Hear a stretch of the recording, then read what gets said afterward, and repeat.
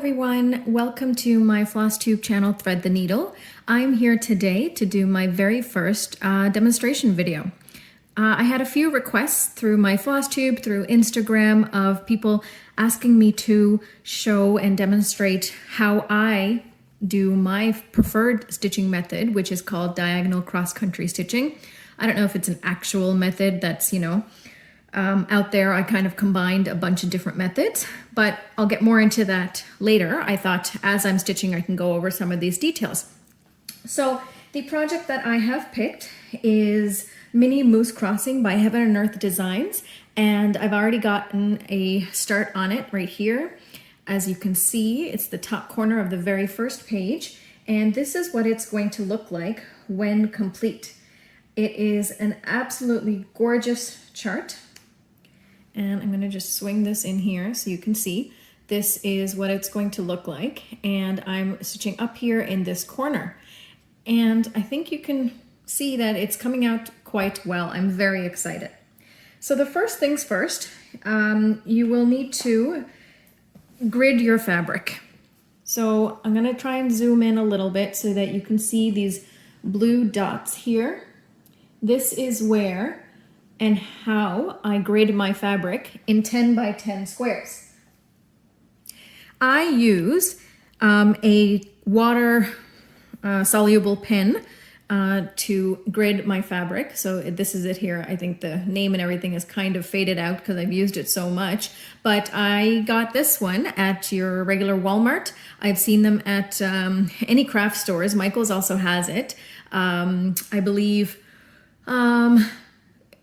Michael's obviously has their own brand. This one was from Walmart, and you can see this is the tip, and then when you use it, you can just hold it there for a couple of seconds, and you can't tell, but it leaves a small mark. Let's just put another mark here, just for fun's sake. Let's say I want to go halfway through. So 1, 2, 3, 4, 5. That's the hole that I want to pick. And, oh, that's not working very well, is it? There we go.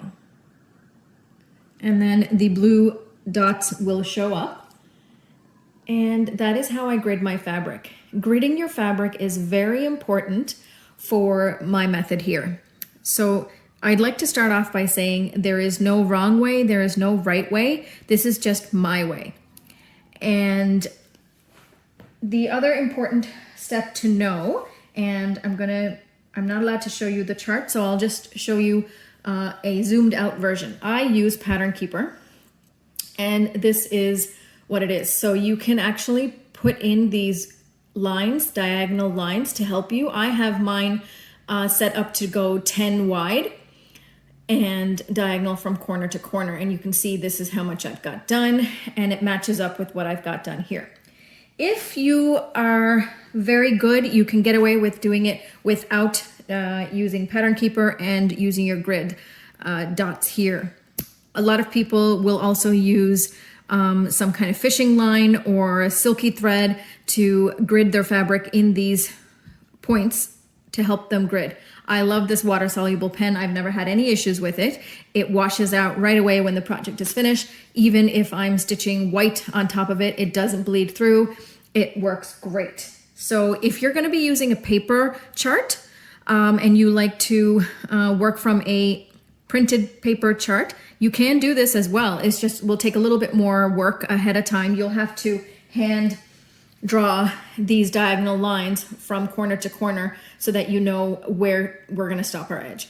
So today I'm going to be showing you the diagonal cross-country stitching method without traveling. Okay, so it's diagonal cross-country stitching without cross-country traveling. And I'll explain what that means in a moment. So let's begin. Once you have everything ready, your fabric is ready, your frame is ready, and your chart is ready in the diagonal, you can begin stitching. I'm going to start by picking the first stitch right here in my diagonal. So you'll notice these lines, there's one dot there, there, and so on. And this is the next section which I will be continuing my diagonal stitches in. So I picked that first symbol, so let's get started. So the difference between what I'm doing and what normal cross-country stitching is that when I was originally a cross-country stitcher by nature, so that means that I would pick one symbol like I have just done so now, and I would stitch it wherever it may be throughout the entire page. If you are an extreme cross-country stitcher, then that would mean that you would be, excuse me as I count, you would extremely cross-country stitch that symbol throughout the entire project. Now, I am not that brave, and plus I don't think I have any frames that are large enough to hold a project so that I could see its fullness. So I used to stick to cross-country within a page. Then I discovered that, and that is a lovely method. I still enjoy it. It made me a fast stitcher because I was able to get through quite a number of stitches, sometimes through a very short period of time. But then I found I was in the mood for something neater, and that is when the whole cross-stitch community exploded with the parking method. And I thought, wow, this looks great. You can see exact sections of your stitching come up as you're stitching, and you're not trying to guess what it is you're stitching. And I thought, okay, let's give it a go. I'll try parking. Now, believe you me, I tried my darndest to give it a good go. I tried every single type of parking method there was, and it never sit well with me. I didn't like the amount of hanging threads that were left. It would get tangled, and I found actually with the parking method, my threads would get frayed a lot easier than without. So I didn't enjoy that at all. And I also found that so the hanging threads would bother me, and I didn't like that whatsoever.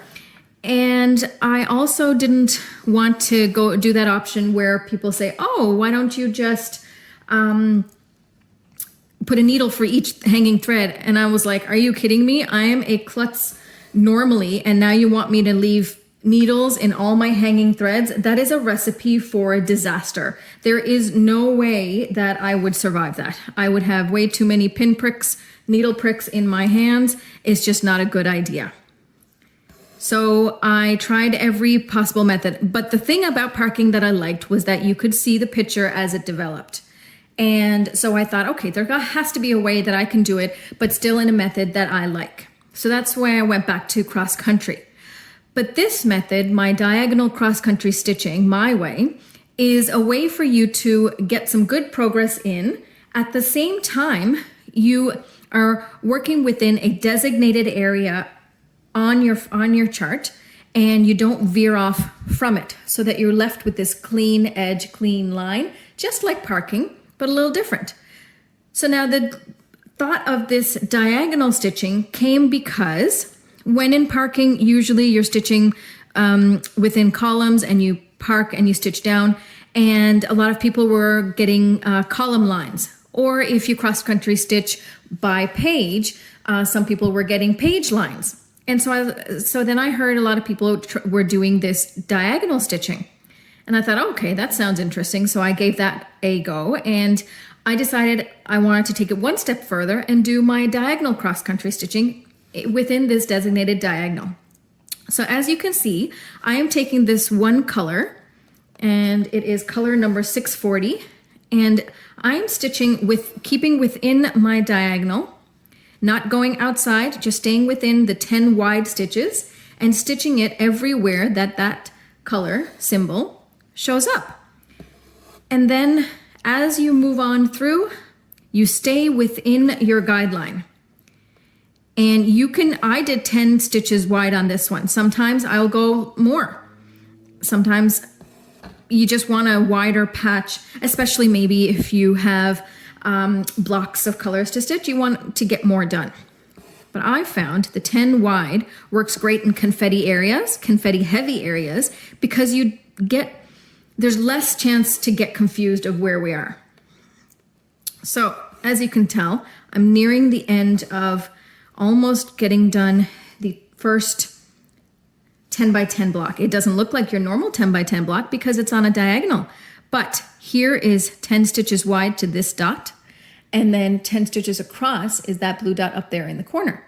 So that is my diagonal 10 by 10 square, and we're almost close to getting that complete. So now I'm going to count it out.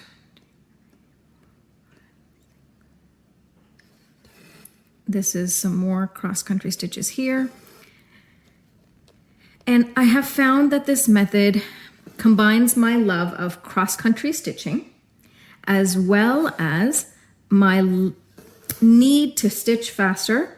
I feel like I was such a slow stitcher when it came to parking. The having to start and stop a stitch or a color and then move on to the next one, it was just too much for me. And I mean, it works for a lot of people, a lot of people, but it just wasn't my jam. It wasn't for me.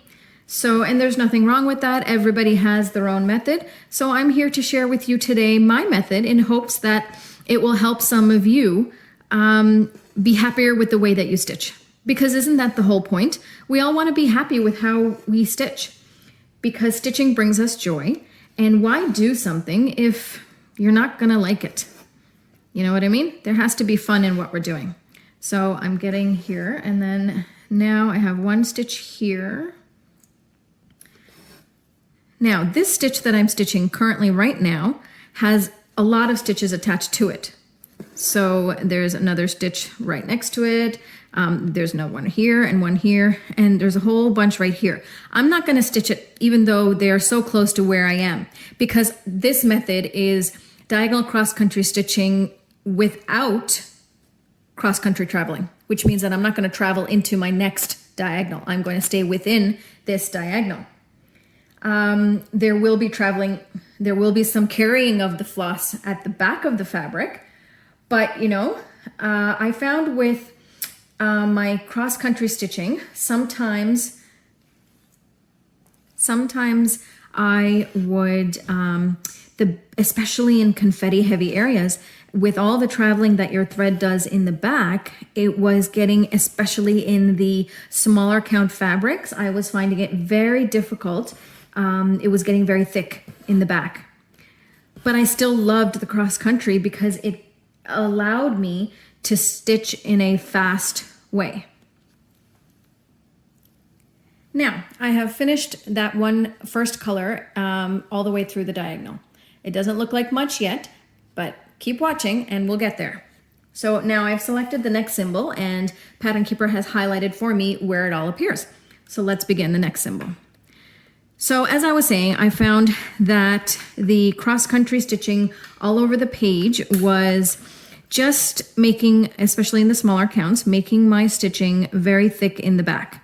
So there is still traveling here, but it's not as much because there's not that many symbols going back and forth because you are limiting yourself to stick within this designated area of this 10 by 10 across diagonal cross stitching area. So that has really kind of, that was not the correct hole. So that has really helped me. I can still have my same stitching speed. Now I am stitching with my floor stand and I'm stitching two-handed. So of course that also speeds up my stitching. Maybe not now because I've had to hold my stand and my stitching and sitting in an awkward position just so I can get the camera in a nice spot for you guys. But normally, two-handed stitching, cross-country stitching, diagonal cross-country stitching, I am much, much faster. However, you can still, and I do too sometimes, you can still stitch with holding your frame in your hand. There is absolutely nothing wrong with that. It works very, very well. I do it often with these small frames. It's very convenient. So I normally use the loop start to start and stop my flosses, but just for convenience sake here while I'm doing this video, I do have a knotted start at the back so I can show you as I start my stitch. But let's see, that's one, two, that's this one. But yeah, normally I will try and do a loop start to begin my stitching there. Now let's see, so that's a couple more stitches left for this color. I'm actually super happy with the way this picture is coming out, and I really like having to work within a diagonal. So I don't know if many of you know me very well through my floss tube, if you've seen any of my floss tube videos, but I like variety. So I am working on multiple projects at once. So when I do it this way, if I'm able to, the way that I rotate with my projects, I like to say that I will finish a full diagonal before I go on to the next one. Sometimes it works, sometimes it doesn't time-wise, but this is what I'm doing. There, so now we have completed that second color.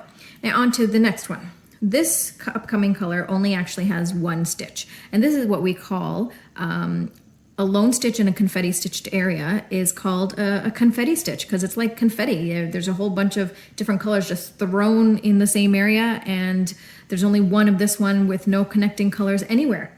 So what I'm going to do for this one, I'm going to zoom in and show you the loop start method. So here's my needle, and here's my thread with the loop at one end and open on the other end. So we are actually going to do that one stitch there. Okay, so we're going to start by going from the top in the first hole of your first leg, pull it through, not all the way through, just until you get the edge of the loop right there. Then you're going to come up where you want your first leg to finish, and you pull the needle up through the loop and you tighten it slowly, but you have to be careful because you want to go back down in that same place that you just came up, so that as you pull it tight, you will be pulling that looped thread through to the back. And that's how you start a looped beginning from the front. And now let's complete our stitch, our lone confetti stitch. And there you go. Now our next symbol has quite a bit more in this diagonal section that we are stitching, but remember, because we're doing a diagonal cross-country stitching and not carrying over into the next diagonal, we're going to stay within these 10 stitch wide diagonal. That way you get the clean edge that we have running across here, and it makes for a pretty picture. Now let's get going. So we're going to go right here. So I'm glad I'm able to share this method for quite a few of you out there who have requested or wanted me to show my method, my preferred method of stitching. I'm happy to share. But like I said in the beginning, there is no right way, there is no wrong way. This is just my way. You might take my version of it and create your own version. Take what parts you like about it and take out the parts that you don't, and find what works for you, because that is what is important. You need to find what is important for you.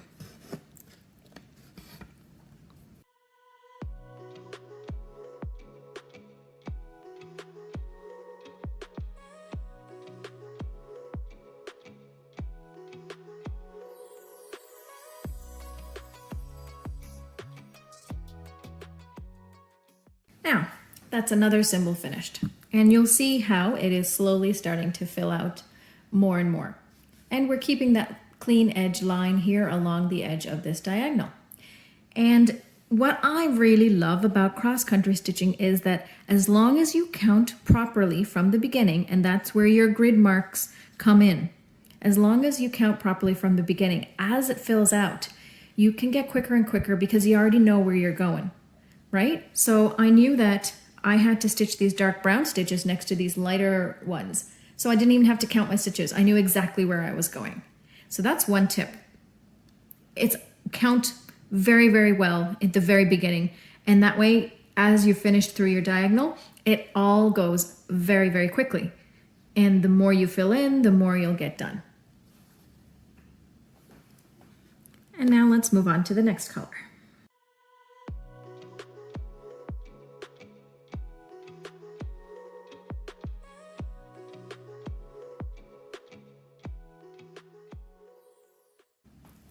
And now we will begin the first symbol in the second row. So we've completed all the 10 symbols that came across here. I think obviously there wasn't 10 colors that we went through.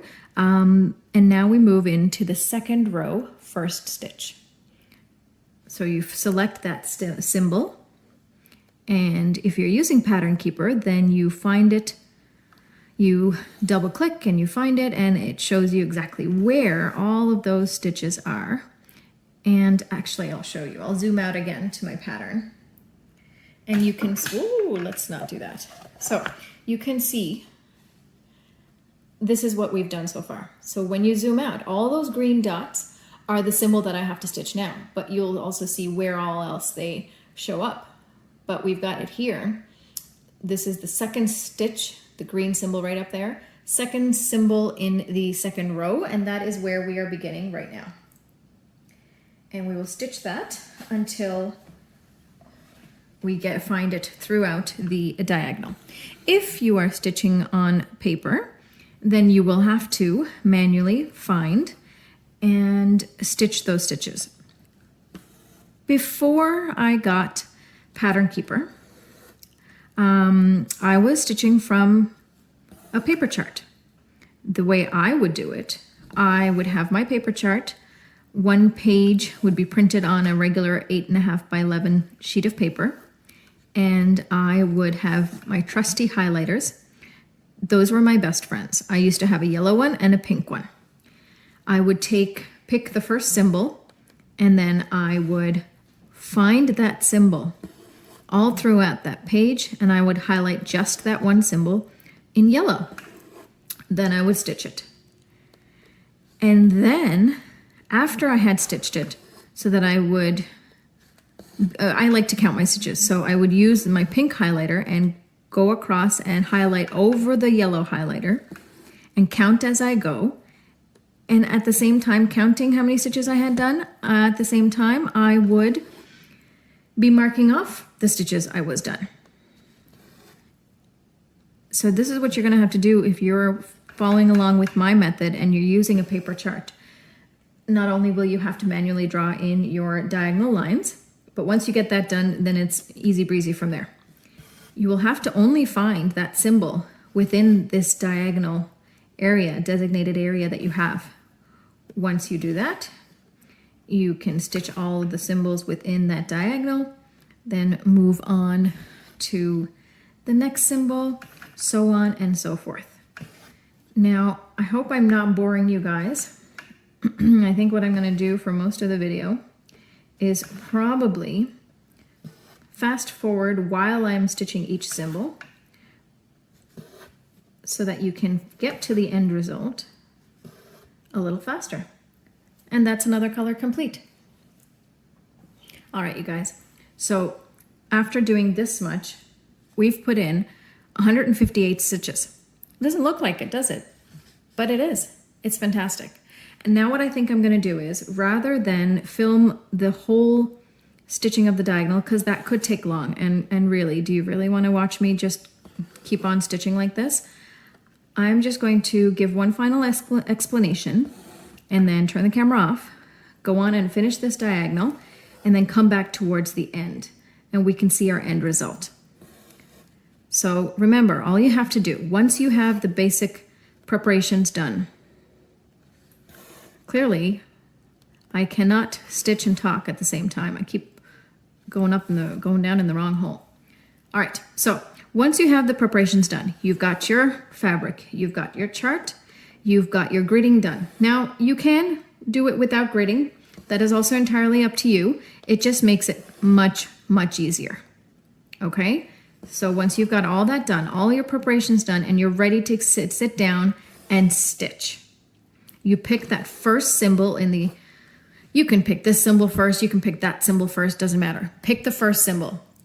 Find it wherever it is in this entire 10 stitch wide diagonal and stitch all of them. All of them, every single one that is within this diagonal. Yes, you will be carrying your threads down, but they will be stitched over. And some, yeah, they might carry over and not be stitched over, but you know what? It doesn't matter. Okay, so now we're going to get to the final end of this symbol, and I'll leave you with some final words before I take a break and come back and finish this. So here's what it looks like. You can start to pick out what it's going to look like, and I think it's turning out fantastic. You can see the clean edge line right here, the clean edge line here, and more will appear here. I'm guessing these same light colors will appear over here, which will be very nice. So remember, you start with your first symbol, find it all the way throughout your diagonal, stitch it, and then move on to the next one. But remember to stay within this diagonal line. In my next demo video, I will show you my other method that I do diagonal cross-country stitching with traveling cross-country. And I'll show you what that is. But for this one, we're gonna stay within this diagonal, and that is what gives you this clean edge. And you have no page lines or no row lines. Do you see any lines here? None. Doesn't it look great? I'm loving this piece so much. All right, you guys, you give me a little time and I will come back with all of this almost filled up, except the last few stitches, and I'll finish those with you. All right, so with the help of video editing and some movie magic, we have arrived towards the last little bit of my video where I have already completed this portion of my diagonal, and I just have this little section left. So if you've been following along, we have gridded our fabric and we have decided to work within a 10 by 10 grid diagonal line, leaving us with a smooth, clean, diagonal edge of stitches. This prevents your page lines or column lines if you are stitching within that type of area. So I'm going to start here with our final few colors that we've left here in our diagonal line. And I hope this video has been of some help to those of you who were curious or just wanted to know what my method was. I really hope that I've managed to clearly and to just really do a good job of explaining how I do this method of cross stitching. So again, this method that I've described in this video is called diagonal cross-country stitching. I'm calling it diagonal cross-country stitching without traveling across diagonals. So that means that we are staying within our diagonal, so it gives us a clean line when we finish each diagonal. And what I'm going to do here is I'm going to show you one other tip that I have. So as you can see, I am not completing each X as I go on because I know there is a full area here that needs to be done. And of course, because we've already counted properly, all we have to do is look at the pattern and put the stitch in. We don't really have to count our stitches and be careful because we've already done that in the very beginning. So now, once you've gotten an area like this half stitched, then it's much easier to go back over it. You don't have to keep checking your pattern, where the next stitch is. It happens to move along quite a little bit quicker. and that way you can save another little bit of time. So that's another tip from me. And I hope that this video provides you with another way, a different way than what's already out there. There are so many different stitching methods. And believe you me, I have tried so many of them. And I have found that what best suits me and my style of stitching and the way I like to stitch is this. I can limit myself to an area, so that way every time I finish a diagonal, it provides me with a sense of accomplishment. And you can clearly see a portion of the picture develop, which can be difficult when you're doing cross-country across a page, or even extreme cross-country where you cross-country stitch across the whole project. I find doing it this way, where you've kind of limited yourself to a particular area. Once you've completed that area, it's like a sense of accomplishment, and you feel like, okay, these big projects are doable. Because I know it can be very overwhelming. You've got so many pages of chart to go through. There's so many symbols and so many colors and confetti.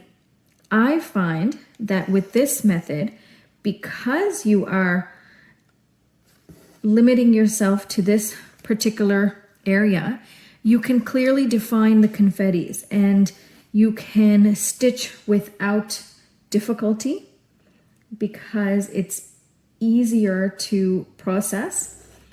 And it's just, well, I find it much easier. So I hope I've been of some kind of help to those of you who requested the video, and to those of you who didn't request the video, but you came upon my video and were curious. I hope you made it to the end so that you could see how diagonal cross country can be finished, because it is a wonderful process. And now that's finished. Now we have begun the second last color for this particular diagonal section. And once completed, we start all over at the next diagonal in the top. And we keep going until you've completed the page, the project, and then you get to go on and on. Now, if this video is successful and it provides people with a proper description and explanation of my method of cross-country diagonal stitching, I would like to offer to create another video. And in this other video, I will describe another method that I commonly use. That is more often than not used when I'm in the mood to really stitch and I don't want to stop at the bottom of this diagonal. So that would mean that I don't want to end the thread after I finish a last stitch.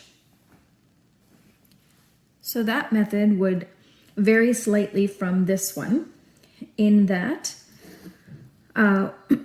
once you finish a floss, let's say you have a length of thread like what I'm using currently, and you don't want to finish the thread off. As you can see, it's quite a long piece of floss. And if you're at the end like this and you only need it for a few stitches, well, most of the time, yes, you would finish the thread off, and then that would mean that you are completely finished with the, hang on one moment while I pull that thread back through.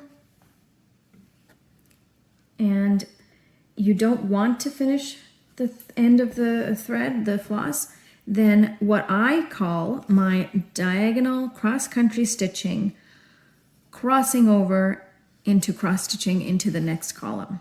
So then that would mean that once these stitches here are done, right here as I finish up my last final stitches, you would just carry that symbol on into the next diagonal, wherever it may be.